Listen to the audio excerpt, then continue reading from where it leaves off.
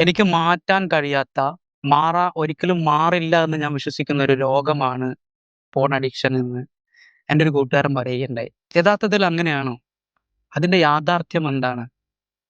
തീർച്ചയായിട്ടും ഏതൊരു രോഗവും പോലെ തന്നെ മാറ്റാൻ കഴിയുന്ന, മാറാൻ കഴിയുന്ന ഒരു ഒരു അവസ്ഥ മാത്രമാണ് യഥാർത്ഥത്തിൽ പോൺ അഡിക്ഷൻ എന്ന് പറയുന്നത്. ഇദ്ദേഹത്തിന് എന്തുകൊണ്ടാണ്, അല്ലെങ്കിൽ ഇദ്ദേഹം എന്തുകൊണ്ടാണ് അങ്ങനെ ചിന്തിക്കുന്നത് എന്ന് നിങ്ങൾക്ക് പറയാൻ വേണ്ടി സാധിക്കുന്നുണ്ടോ?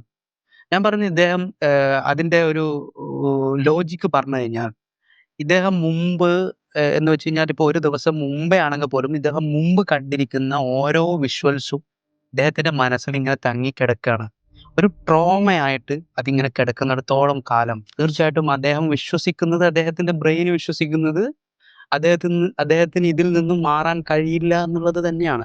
ആ വിശ്വാസം എത്രത്തോളം അദ്ദേഹത്തിന്റെ മനസ്സിൽ ഉറച്ചിരിക്കുന്നുണ്ടാവുമെന്ന് നിങ്ങളൊന്ന് ആലോചിച്ച് നോക്ക്. യഥാർത്ഥം അതല്ല.